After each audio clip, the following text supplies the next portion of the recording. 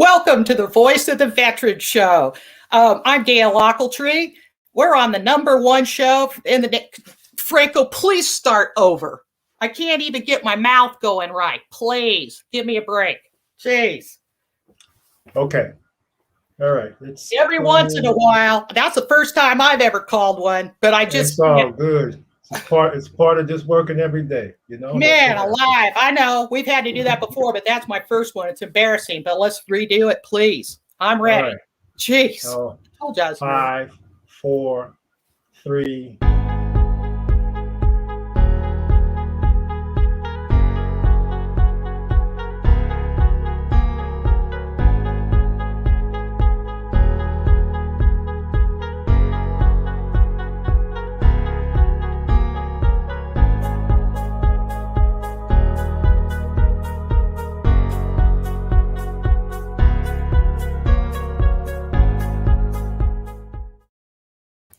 Welcome to the Voice of the Veteran Show, the #1 show in the nation for firsthand veteran experience. My name is Gail Ochiltree, Army Airborne veteran, along with co-host Nicholas Cormier. Where are you? There you are. Say hello, Nicholas. Hey, everybody. Hi, Mom. Hello, Mother. Yeah, is that all? Well, that's all I had to say. It's good to be I thought back. you were going to say something about the Air Force traffic control. I wanted everybody to know about that. I'm proud of you. Oh, well, you know what? I was thinking about the person who trained me today, and it's something I've never shared before, but I thought about it today. I just saw it. And it's been 8 years since I've come to California. And you know what I thought of is I didn't have a place to live and I didn't have a job. And it was a veteran, the person who trained me as an air traffic controller, that actually said, hey, your daughter's here. We want you to be with your daughter and near your daughter. So they gave me a place to stay out in Palmdale. And they also gave me free of charge. And they also found me a job. And that's how I got to California. And that was from veterans taking care of veterans, which is one of the big reasons why I'm here. So great to be here. It's great to see you, Gail. And great to see you, Nicholas. And I knew that I needed to ask you to say something else because that's a great story. Good. And thank you to that person because now I have a great friend to do the show with. All righty. Hey, we're going to talk about VPAN today, and we've got a special guest, Christina Garcia, and we're going to bring her on right now. We're going to talk to her about, what she does for veterans. Christina, there you are. Hey, Gail. Hey, Nick. How's it going? Hey, how you doing, Christina? I'm happy to see your smiling face. Oh, I'm sorry. Thank you so much. Thank you very much, Gail, for having us on. Now, Christina, we want to talk about VPAN today because that's where you work, and we're going to learn about that. Do you actually work at VA West Los Angeles? I don't, Gail. However, we are looking for partnerships within all the VAs in LA County to use them as community access points. So that way our peers can go and, be more organic with our veterans and military family members and provide them that connection. Now, you kind of talk like a veteran. Are you a veteran? I am a proud woman veteran of 24 years. I just retired February of 2020. Wow, recently. That is incredible. Oh, man, I'm really glad you're here. So what branch of service were you in? I was in Army National Guard, and Active Guard Reserve. So all components except for Army Reserve of the Army. Oh, okay. So are you actually in California right now? I am, Gail. I transferred from San Diego to LA for a promotion, for my last promotion to E8 Master Sergeant. From here, I was scheduled for Sacramento for Sergeant Major, and I said, I'm cutting it off, hanging up the ACUs and boots and putting on business casual and heels. That's great. All right. Well, tell us a little bit what VPAN means, because I don't know what the letters mean. And just talk a little bit about it. And Nicholas, if you need to interrupt and ask a question or something, that's what we'll do. But let's just kind of have a conversation about things that we want to chat about with you. And why don't you go ahead and tell us a little bit about VPAN and what it does for veterans? Awesome, Gail. Thanks. The story that Nick shared about that veteran that took him by the hand and said, I got you. That's what VPAN is, the Veteran Peer Access Network. And back in 2019, the LA Board of County of Supervisors, they authorized about $33 million over the next 3 years to provide a team of family members and veteran service members and to assist with the transitioning of the military member to civilian life. We all know it's so difficult, you know, especially if you don't know anybody, or there's people out there that just don't want to give you that full story of how to apply for a benefit or how to apply for a job, you know. So the Veteran Peer Access Network, it's trained military family members and veterans, and they're here to provide a warm handoff. So to connect with the brothers and sisters and family members out there that need the help. So, you know, the services that are being delivered are referrals and linkages, whether it's legal, VA benefits, job placement, housing, mental health care, substance abuse treatment, evaluation and screening services, specialized outreach, case management. You know, we all know those veterans and family members that either know what they need or don't know what they need. So our peers are going to assist with that. Now, we know in LA County, we have 5 supervisory districts, and each district has their own veteran service team. So those teams are comprised of 8. So we have a program manager, 2 squad leaders, 5 battle buddies. And these teams are in those supervisory districts. They're going to be stationed at rally points. And so these rally points are in each supervisory district. So ranging from South El Monte to Compton, Long Beach, Granada Hills, and Lancaster. And so these 5 community-based organizations we've all heard of. So for Supervisory District 1, we have JVS. Supervisory District 2, we have VOA LA. For Supervisory District 3, we have Goodwill, Southern California. For Supervisory District 4, we have US Vets. And lastly, Supervisory District 5, we have JVS. So these community-based organizations were picked from panels that, you know, we selected veterans and influential leaders in the Los Angeles community to identify these organizations because, you know, they're the ones that are going to be providing the services to our family members and veterans.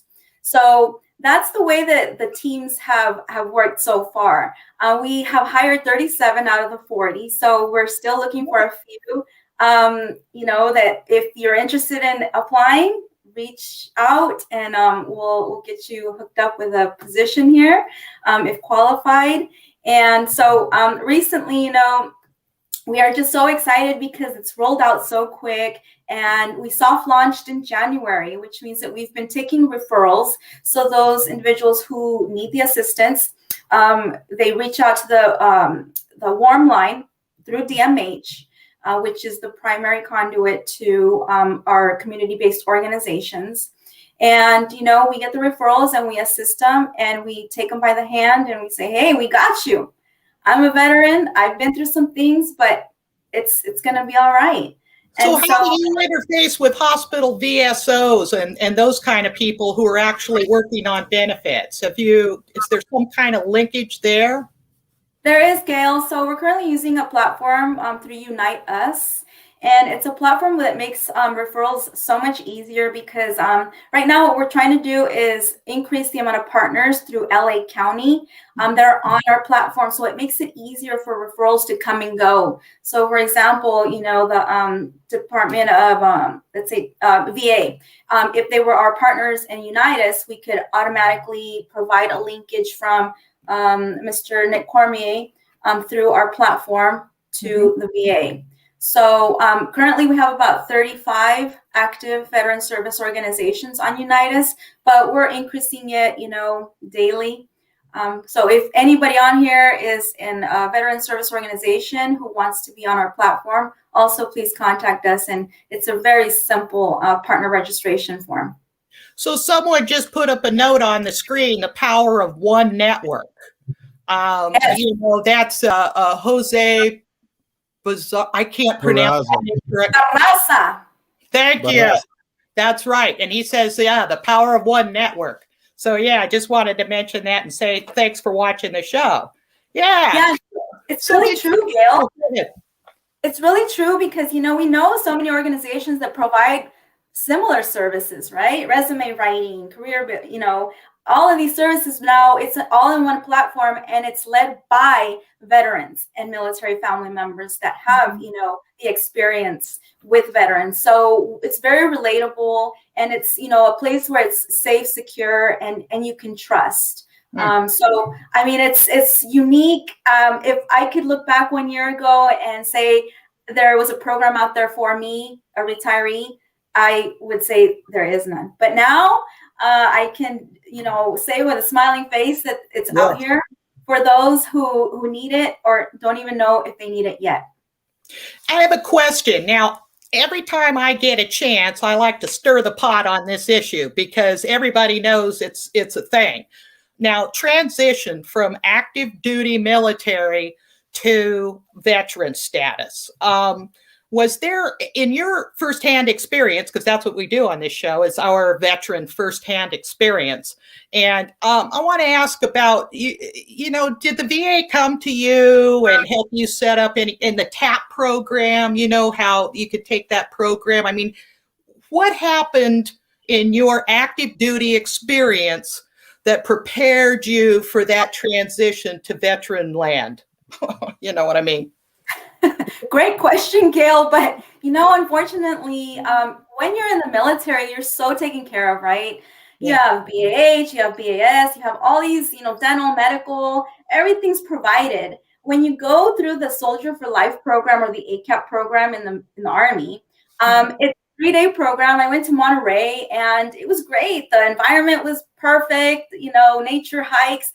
But in those 3 days, they give you 3 big books, worksheets, business cards. It was very difficult to try to pinpoint a path of transition. Going from so taken care of to now you're on your own, figure it out.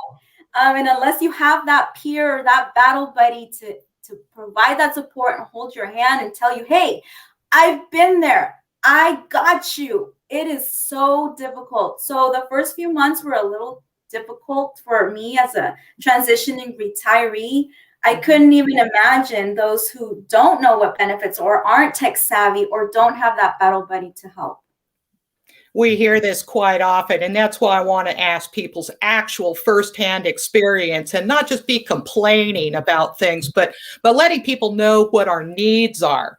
Nicholas, do you have any questions for her? If you do, just go ahead. I do actually, Gail. Oh, good. Christina, you know what? Goodwill stood out to me, but I have used JVS. When I was looking at reintegration and everything and transitioning, it was very challenging for me because it was kind of like word of mouth only for me. But I was directed to JVS. So I took the test at JVS and did all of that and made my appointments there. But then, I didn't really know where to go from there. What I'm wondering is, does VPAN select specific service partners for the veteran that comes to VPAN? How do I get in touch? How do I know if I go to JVS or Goodwill or how does that work? Yeah, Nick, that's a question that we've had in the past, so it's nothing new. But just like you, I did also go through different organizations. Now that they're on one platform, it's so much easier. So they're based out of supervisory districts. So if you live in Sylmar, then you will belong to this district. You won't be going to the other district. And, in the Unitas platform is where we have all of our service providers. If the service provider that you need, for example, is not in there, we will find it. So that's one of the roles of our, battle buddies, squad leaders, and program managers is to find those resources that are needed in that specific district, because we know that each district is different. Each district has different needs, different resources, there's differences. So not everyone is not standard like in the military where we have those differences. I'm loving this thing about battle buddies and platoon people and all this stuff. I mean, because it just feels good to be called. You actually hire like battle buddies as a title? Yes, Gail. That's so cool. I love that. That's really cool. Yeah, it's so funny because, of course, in the military, we understand the rank structure. We know how information flows up and down, how to filter it from the top to the bottom. And so it's funny because, my title is program manager. However, some people say first sergeant still. So I'm like, it's all good. Well, that's one of the issues at the VA. We walk in there and nobody's got a uniform on. There's no rank. You don't know who you're talking to or even who to ask to get to where. So I really appreciate, your work and everything. My gosh, Nicholas, go ahead. I know you've got more questions for her. This is wonderful. Well, no, thank you for answering, Christina. My other question was Goodwill stood out to me, and I was just wondering what kind of services. I know there's a jobs program and things like that, but I was just wondering, did Goodwill fall within a specific region? And if so, what Goodwill provided for the veteran? Yeah, so Goodwill falls under Supervisory District 3. And like I said, the panel did select each community-based organization based off of what they can provide, what they've provided in the past, and what they feel they can provide in the future. So, there was a lot that went into these selections. I mean, believe it or not, we were in these panels for a couple hours, actually a few hours, deliberating, okay, is it a good fit? Is it not? So, Goodwill does provide employment opportunities, but for the most part, they will be doing referrals and linkages out into the community. Supervisory District 3, for example, is one where we do need more partner registrations. So, the resources are out there. It's just a matter of finding them and linking them to the proper entities. So the proper entity, here's the question for you. This is all wonderful stuff, but how does a veteran know to contact you? Where are they going to find you to say, please help me? I mean, how do they do that? So one is word of mouth, right? What we're doing here is providing the information to our brothers and sisters and family members out there. Share this, please. We also are on social media, so Facebook, Instagram, Twitter. Also, our community-based organizations, their websites. So you can go to any of their websites. They'll have their organization emails, phone numbers, points of contact, and of course, more importantly, the DMH support line. So that's, open to anyone who's a veteran or a military family member at any point in time. And, the biggest thing is that we want to reduce any amount of barriers. So as low barriers as possible, and just try to provide, that whatever we didn't have for them. Thank you, Melanie, for that comment. She's going, yay, battle buddies. I see her little message right there. Oh, yeah, this is great stuff. You have anything else, Nicholas? Well, Jose Barraza is giving the Air Force. JVS was my lifeline to employment after transitioning from the Air Force. Herb and Thomas were the rock stars that changed my path. All right. Fantastic. Air Force. And those are the things, yes, we're going to be highlighting the success stories as well, because I think it's very important not only to highlight the success stories of those we're helping, but those that are doing the work. So this upcoming Wednesday, we're going to have an all hands on deck. So that means all our WARM staff, all our DMH teams, and our community-based organizations. So we're going to have a special guest, Dr. Sharon. And so it's just exciting times, and I'm very thankful to be on here today and to be sharing the platform with two veterans who I admire. And Tess, thank you for allowing me this opportunity as well. Yeah, she's coming up next. That's okay. I'm glad you brought her up, because so you interface with the Family Wellness Center and the Executive Director Tess Banco then. So she's going to be on the show next. And I'm hoping you can hang around, and maybe we'll have both of you on at the same time to try to, link up the interface between those two entities would be nice to talk about, or something like that. But man alive, I am so happy to meet you. I mean, seriously, this is a wonderful thing. I love hearing about it. I am going to absolutely look into the easiest possible access, to this kind of thing, and let other veterans know about it. And hopefully, they're watching this show, and it's something that they'll be, they'll be able to access easily. I mean, that's always the issue. It's like, 17,000 military links one day. They gave me that, and I went, what? I'm supposed to sort through this, So this is a really good thing. I appreciate all your hard work. Anything else, Nicholas, before we say goodbye? Just a thank you to Christina and a thank you to SCG VPAN. Thank you all. Thanks, Nick. Much Very appreciated. much. And yeah, the uniqueness of the peers is, again, they are military veterans and family members. So, we're going to be there no matter what and provide that opportunities that, again, we didn't have in the past and provide them now. So thank you guys so much. And thank you for your service. Thank you so much. Hang around a little bit. Cool. Okay, good. So, Nicholas, next we have Executive Director Tess Banco coming on. And, she was a Marine. And, I always stand across the room when she comes on because, I'm like 70 years old. No, not really. Not really. I mean, but I got my shot, early. So everybody knows how old I am. That's the way that works. Everybody's kind of going, what? But anyway, so, Tess, come on in and talk to us about Family Wellness Center. And you have some new programs or something coming up that you want to talk about. And, there she is. Yes, absolutely. And thank you. Thank you so much for having me back. Just incredible, everything that's going on with the VPAN and the energy and the focus around really changing the landscape of the veteran community in Los Angeles County with the peers being stationed around the county and then the referral and resource platform. So really it's going to, in my opinion, revolutionize veteran services and just make it that much easier to connect. For anyone who doesn't know me, I'm Tess Banco. I'm the Executive Director of the UCLA VA Veteran Family Wellness Center. It's a partnership between UCLA and the VA. And I'm back again. Gosh, I was going to say one thing. You're going to need a bigger business card.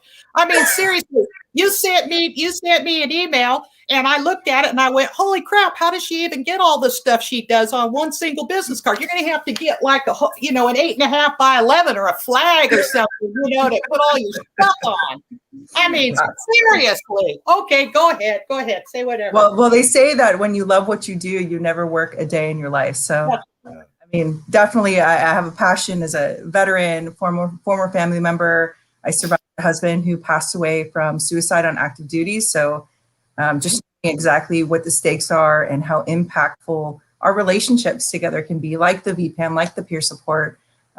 It's become my life's work really to support veterans and families. So along that vein, I want to talk a little bit about team transition resilience programming. There's really no one size fits all to transition, to wellness, to resilience. So at the VFWC, we've created some programming that's complementary. We work in conjunction with the VPAN. We're supportive as a partner organization.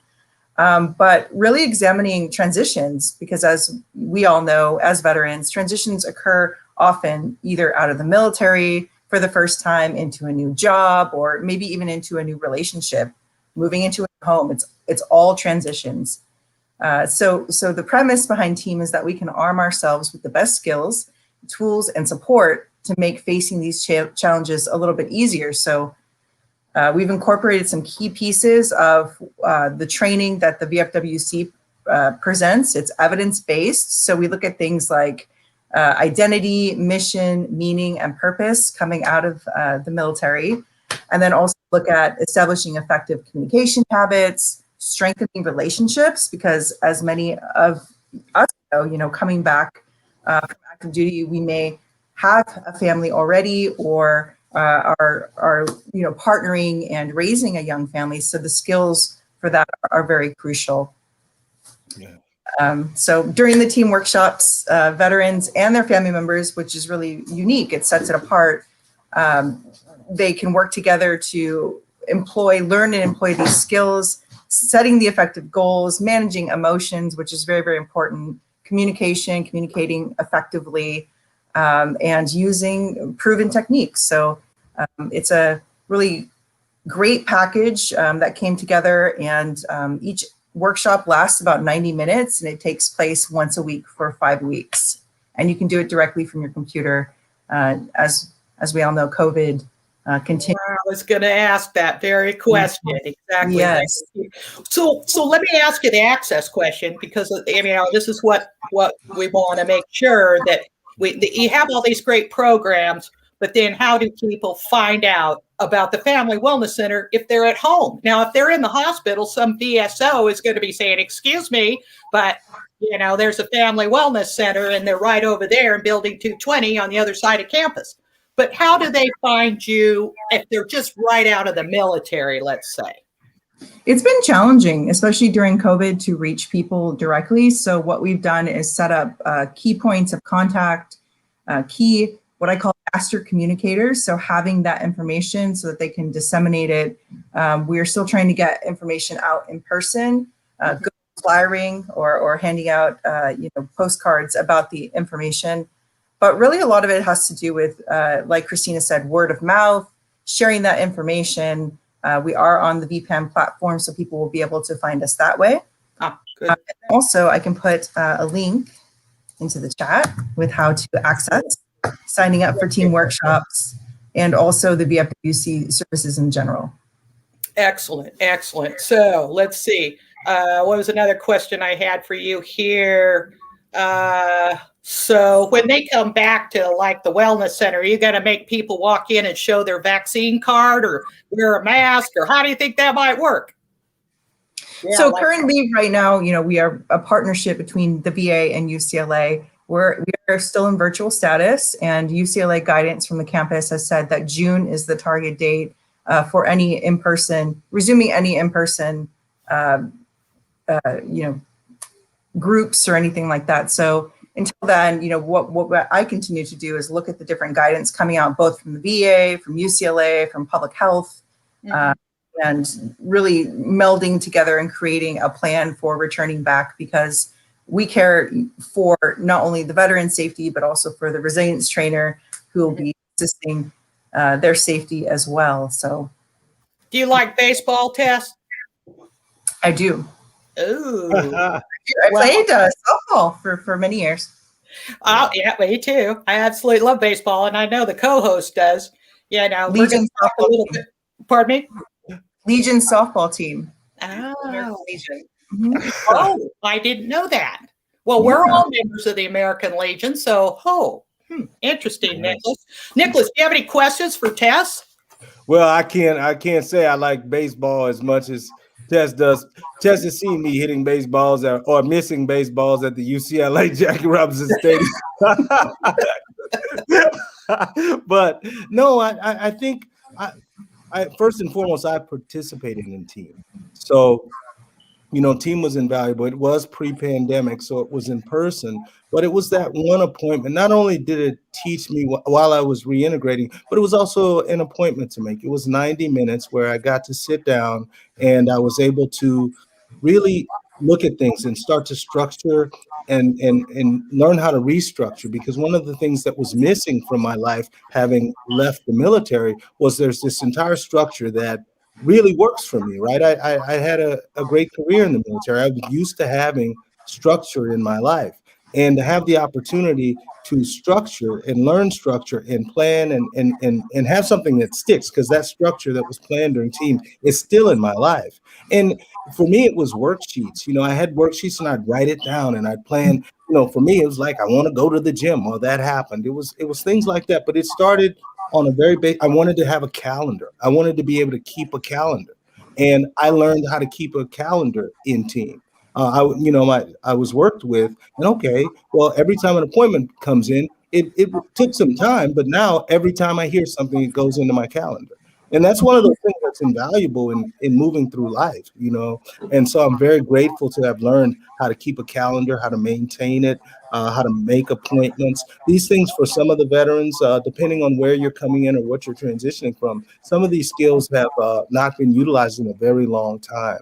And team was able to take me through that process. So I'm grateful for that, and grateful to the UCLA VA VFWC for showing me that. I could talk forever because there's so many things. It's 90 minutes, and it was so invaluable, and I couldn't. And it was always scheduled and worked with. It was just handled so well.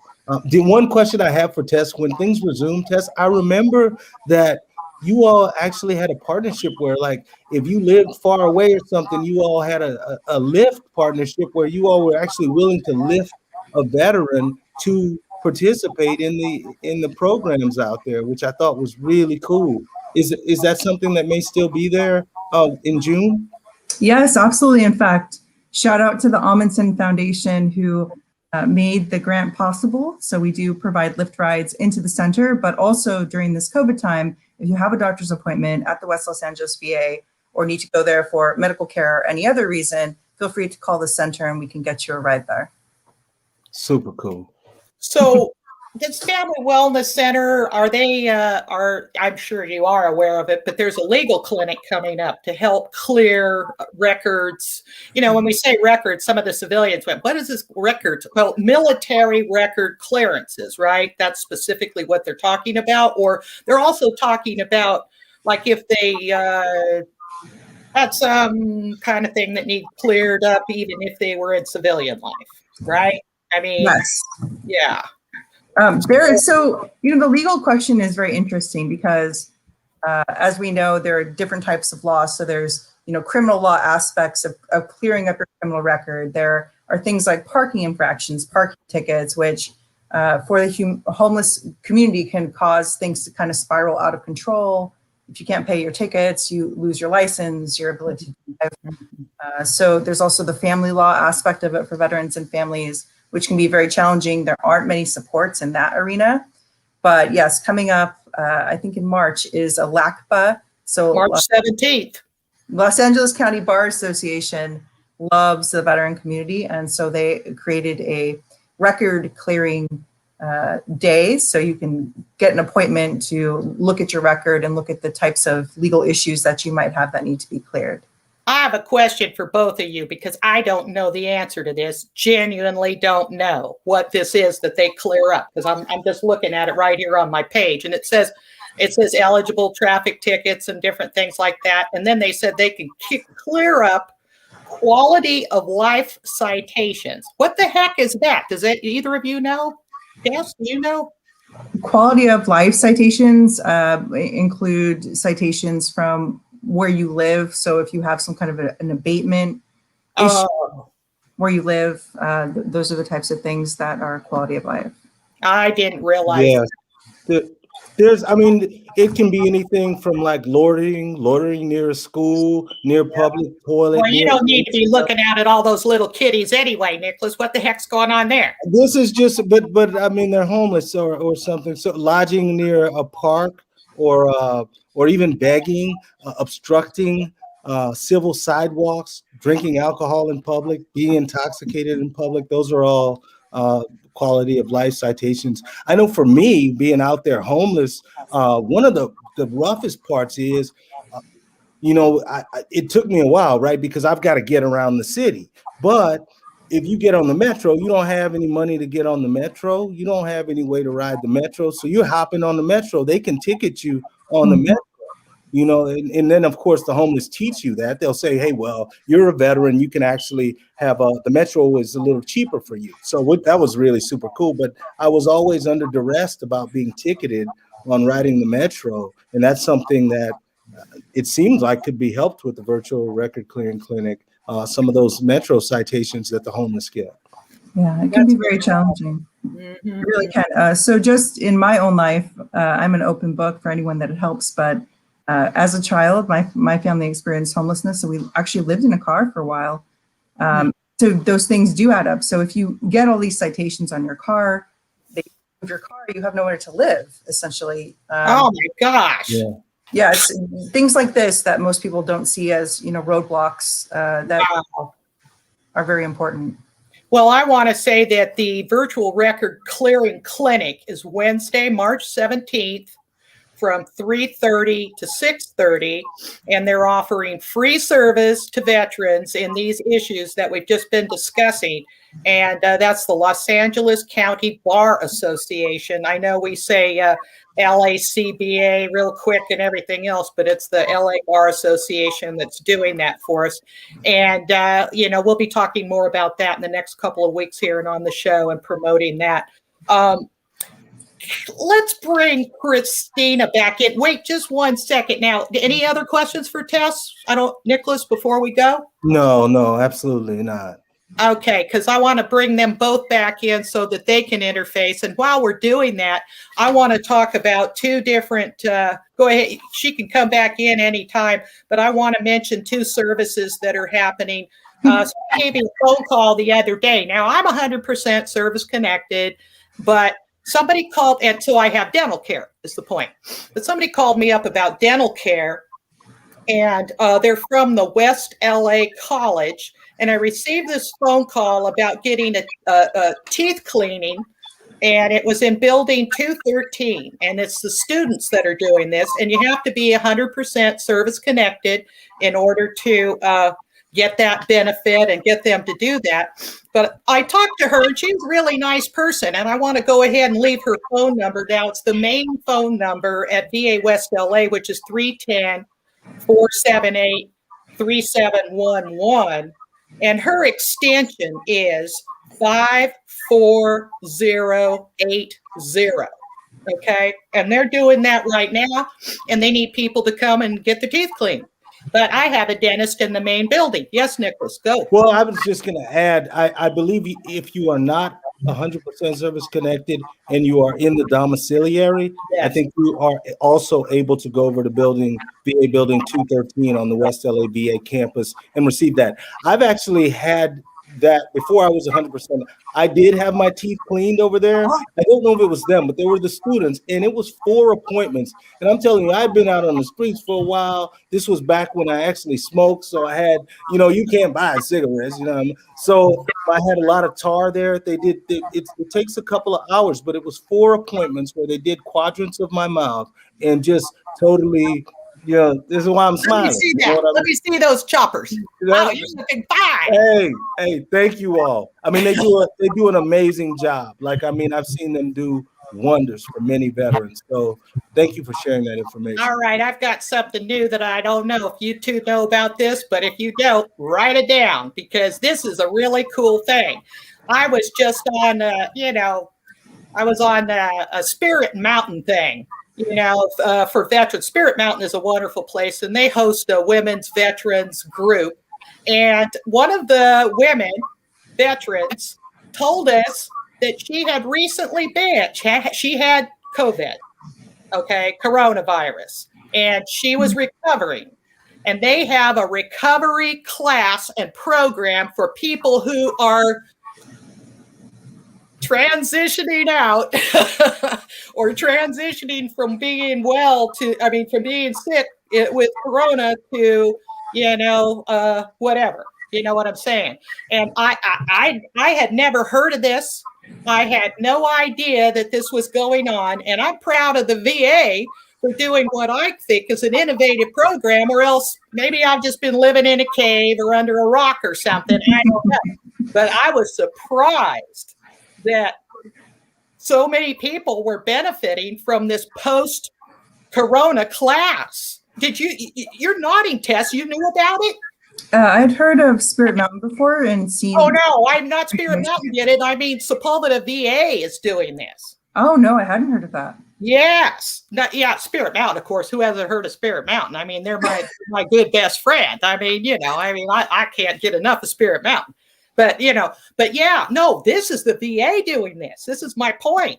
It's that she went to classes at Sepulveda VA. Yeah, that was where I actually hear it's happening. So it's like, oh man, I mean, who wouldn't want to know about that? And this woman was an EMT, and she was like, at home adjusting her own oxygen and everything and trying to treat herself because, whatever. It was just an amazing story. And I'm hoping that she'll come on the show too. But so do you guys have any questions for each other? Or that, not questions, but discussion about your interface and your various programs and how you interface with each other. And I mean, how do you get along? You're in the Army and she's in the Marines. So how do you even get along with other, for starters, you know what I'm saying?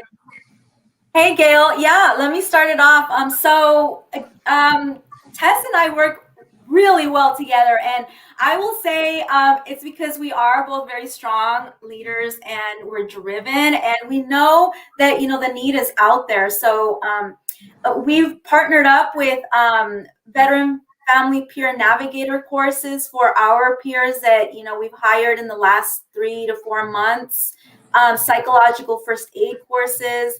And, you know, here soon we're going to be doing, you know, more specialized training for our program managers, like mentorship programs, train the trainer programs. So that way we can identify, you know, certain individuals who can take these courses on and start providing them to our newer members of our team. You know, so that way, I mean, the thing is about sharing knowledge, you know, and a lot of us have been through many leadership courses, and it's about sharing those experiences and new experiences and how can we make the team better. You know, so we're on calls probably once a week now, just discussing like, how can we do this? You know, what are the better methods? What are the more creative and interactive ways that we can engage people? Because being on Zoom, I mean, it's hard, especially when you have 6 Zooms a day and you're just mentally drained. So, you know, we're trying to provide as creative and innovative informational briefings to our teams, and also gaining their feedback. You know, what do you guys want? What do you guys think that is going to help you do this job, but not overwhelm yourselves either? So those are the ways that Tess and I are partnering up.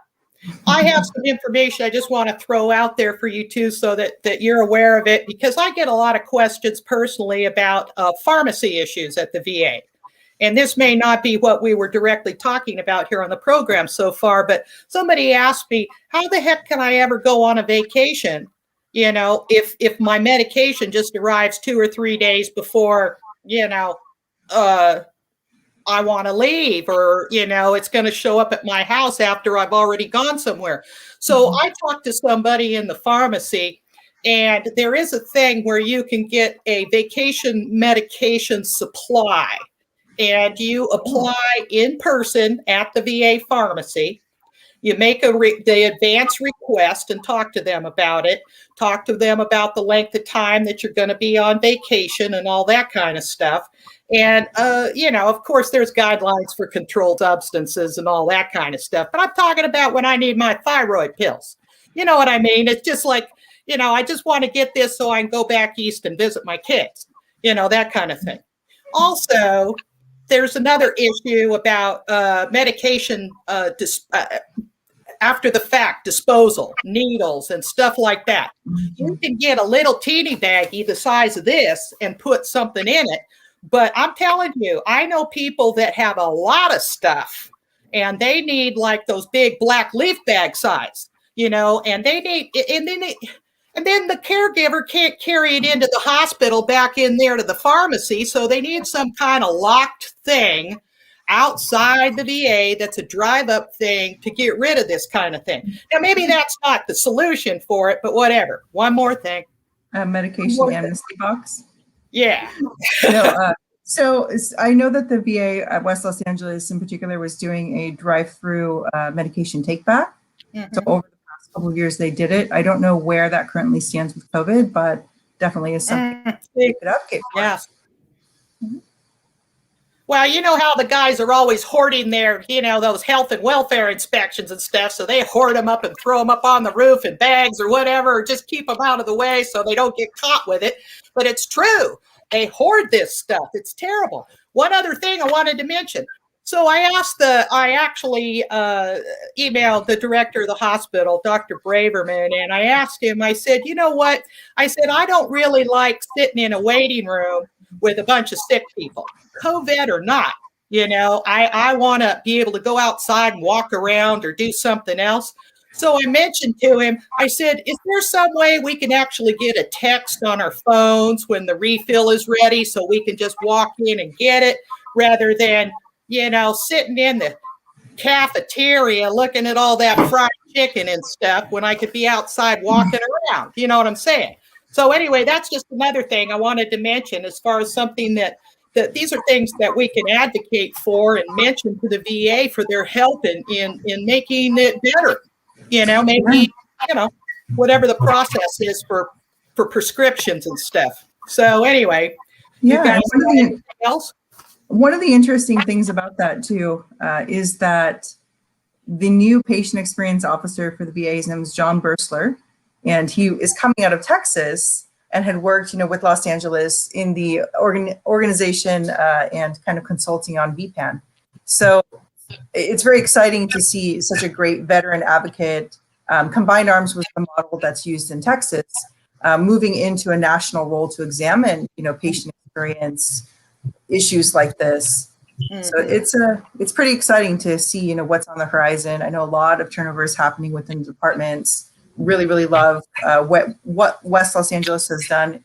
You mentioned the fried chicken, and they just redid that whole cafeteria area in there. So it's definitely a place to visit. It's a destination.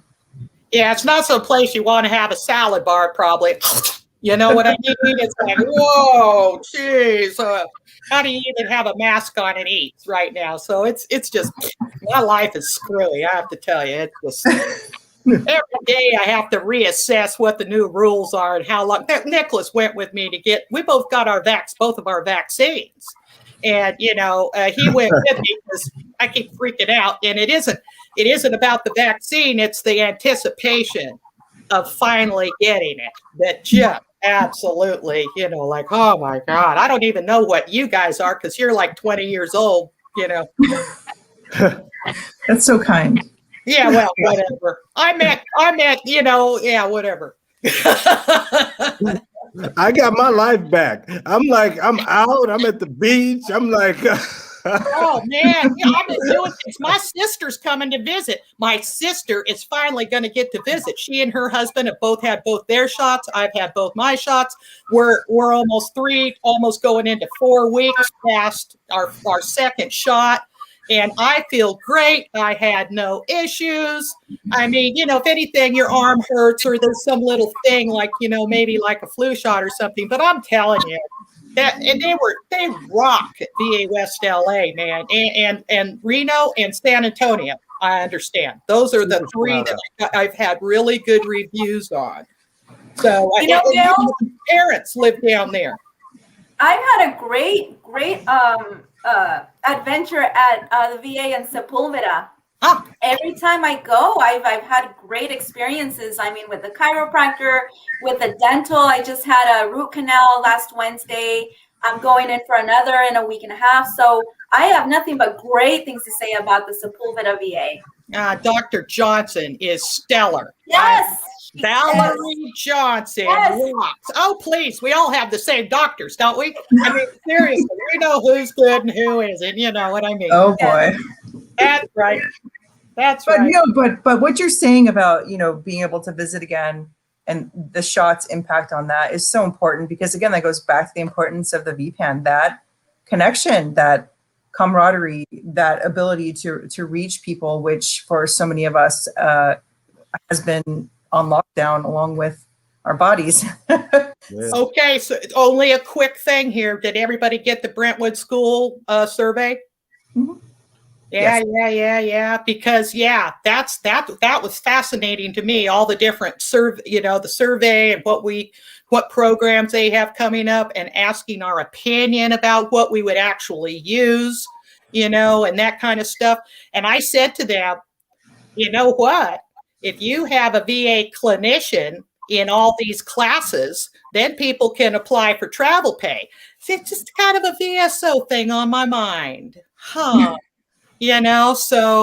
there's a benefit for us if we attach a clinician to some of these classes, be maybe a nice thing. Maybe they can't do it. Get that clinician to wear a mask and just have them go over there and take attendance and, bye. Well, I had a question on that survey. I'm sorry, I didn't mean to interrupt that. I just had a question on the survey. I think we have till March 18th, but I don't know how to actually get the survey back to Brentwood School. So I was wondering how can that survey be filled out and then given back? Is it on their website or is it the Word doc? There's a link in the document itself. Yes. So you would complete it, take the link in the document, and then send it back. Right. That's what I did. Yes. Okay. But yeah. One of the really cool things that I wanted to comment on with everything that's going on in the community is the grassroots involvement. So the voices of the veterans actually coming up, like the name of the podcast. I mean, the VPAN had, feedback directly from veteran stakeholders. We have the opportunity to give feedback on services that are happening on the VA campus, like the Brentwood Schools survey, the UCLA survey that's gone out too. So it's just a really, really neat time here in Los Angeles County. Well, this is cool. Guys, you know what? I want to talk to you both longer, but the deal here is that we have a little feature to do on the Jackie Robinson baseball field and some pictures to show. So let us get on with that. And I want to say truly, and Nicholas, if you agree, and I know you already do, anytime either one of you want to come back and talk about a specific program or anything that you feel is important to veterans that you want to get out there, that's what we do. That is our entire purpose of this show, is firsthand veteran experience at the VA. So you Absolutely. well. Thank you, Tess. Thank you, Christina, and thank you to all of the support and engagement along the way. Thank you all for being here. You're both very special people. Well, thanks for having us. And hope to see you guys again soon. We'll talk to you later. We'll Come talk back soon. 5 minutes from now. See you, Christina. Thank you. See you. Wow. Yes. Was that a heck of a thing? I'm already getting people sending me messages. My friend G said, great show, so much information. It's awesome. Yeah, I like it when they bring their own links for the chat box. It's not as, it's not so hard for me to be trying to look and find it and all that silliness. You know what I mean? Yes. Hey, you want to try to do this Jackie Robinson thing? I do. I wanted to say, let me just say one thing. I wanted, when we talked about the baseball field, everybody wanted to know about the baseball field and the programs for veterans and stuff. And we mentioned the name Jackie Robinson Baseball Field, but I didn't want to talk about it as if it was a side story, because Jackie Robinson is a big friggin' deal. So I wanted to have a feature on this show that was just specifically about, well, his history. It's Black History Month, so why wouldn't we do that? I mean, yes, but we would be doing that anyway, no matter what month it was. Where it could be, whatever History Month, and we'd be doing Jackie Robinson. Well, Jackie Robinson is. I've been at the West LA VA, so Jackie Robinson is always on my mind. My daughter trains. I do driving lessons for my daughter out there. Oh no, I'm getting out of the way. Yeah, well, she's got it, but she drives up the narrow road up near the stadium, and she sees the stadium out there, and that's Jackie Robinson Stadium. And so there's absolutely it's Black History Month. There's things that I didn't know about Jackie Robinson. So why don't you just go ahead with it, and I'll sit here. Yeah, so I'm just going to share some of the things I've learned. Like, I didn't even know Jackie Robinson was from California. I didn't know that he attended school at John Muir High School in Pasadena. I didn't know that. I didn't know that he played 4 sports: football, basketball, track, baseball. And in 1938, he was named the region's most valuable player. Of course, we mentioned the stadium. Jackie Robinson continued his education at UCLA, and he was the first student to win varsity letters in 4 sports. And in 1941, you know what? Jackie, like a lot of people, had to leave UCLA because he had a financial hardship. Of course, we're talking about Jackie Robinson also because this is Voice of the Veteran, and Jackie Robinson is a Army veteran, United States Army veteran, and he served from 1942 to 1944. Jackie never saw combat. Why? Well, during boot camp at Fort Hood, that's Killeen, Texas. My father was stationed out at Killeen, Texas. So I went to 3rd grade in Killeen at a private school out there. My father was stationed at Fort Hood too. Jackie was there for boot camp. Well, Jackie got arrested and he was court-martialed in 1944. Why? Well, because Jackie refused to give up his seat. Jackie was on a segregated bus and he refused to give his seat. He ended up being court-martialed. Now, with the efforts of the NAACP and different newspaper, the light was shed on that. and things started to change. And Jackie, of course, became a great civil rights leader in the Black community. Also, I didn't know this. I didn't know that Jackie actually had an older brother. And what inspired Jackie to play sports was that his brother won a silver medal in the 200-meter dash. And guess who came in behind? Jesse Owens. Jesse Owens beat Jackie Robinson's brother, but that's who his inspiration was to be in the sports in the 1936 Olympic Games over there in Berlin. Now, ultimately, Jackie was acquitted of charges and received an honorable discharge. And of course, he went on to play for the Brooklyn Dodgers, and you know how I feel about the Dodgers. So that's a little bit about Jackie Robinson in Black History Month, and I appreciate being able to learn more and share more on Jackie Robinson. Good job. I'm telling you, I learned a lot too. That is excellent. Wow. Huh. Interesting. Hey, I guess, we got like 5 minutes left, 4 minutes left. Let's talk about a wrap and recap for the show. I'll let you do the final sign off. I just wanted to say, you know that I've always been a big mask wearing person, and we've been talking about when can we go back into the hospital and all that kind of stuff. And, because I want to go in there and be involved with these programs and stuff, and I guess I'm just tired of, some people acting like, wearing a mask, visiting grandma is just like picking up the mail or something. It's serious. I mean, do these people just want to get their inheritance quicker or something to go visit grandma and carry in that virus and give it to her? Just stop that already. Just give us a little time to get this taken care of. And it appears that, I know we're on a roller coaster, but man, have you seen those numbers drop for the virus and everything? I mean, I'm just excited about that. Yes, I did see that. I'm going to have to shoot some of these people in the kneecap or something so to make them stay home and recover, because I mean, it's just serious what they, think they can get away with. And it's just not true. So I guess that's all I have to say. I'm just such an advocate for, being careful and well, you and I both went in and got our vaccine as fast as we could possibly muster. I know you went in there and I had an appointment because I'm old. Walk-in. Yeah, I'm old, and you had a walk-in because we figured out that, walk-ins can get in, when people don't keep their appointments.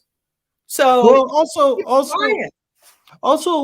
my work at the West LA VA and the fact that I am the homeless liaison and things like that put me on the front lines. And of course, the CVAB were really what got me that vaccine. And I'm very grateful. And of course, Jose mentioned earlier about value and how Executive Director Benko makes you feel valued. I know I felt extraordinarily valued when I got my Pfizer shot at the VA because my life has opened up. I'm moving around, I don't have the same pressures or weight on me about it. So I'm extraordinarily grateful for that. Well, you also told him you had a pre-existing condition. Well, I did, Dale. I had to. I told him I was Black, and it was the first thing I said.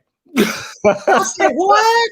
And you said, I said, did that work? And you said, no, but it softened them up. And I've been laughing. He said, sit down. He said, sit down. Just sit down. I saw like 4 brothers walk in too. They just walked right through. They said, hey. We don't want them thinking, this is not going to get his vaccine. You just get it. No, the West LA VA is doing a bang-up job. I mean, just truly grateful for the work being done out there. The precision in which the operation is run is absolutely exemplary. Good job. Good job, VA. I'm telling you. Well, you go ahead and tell them this is Voice of Veteran Show, the #1 show in the nation for firsthand veteran experience. Go ahead, say it, because we're going to wrap this up. Hey, this is Voice of the Veteran. I'm Nicholas Cormier III, along with Gail Ochiltree. Yes. And with special thanks to our guests, Tess Benko and Christina Garcia. Thank you all for being here, and have a great week, everybody. This is Voice of the Veteran. Good job. All right. See you next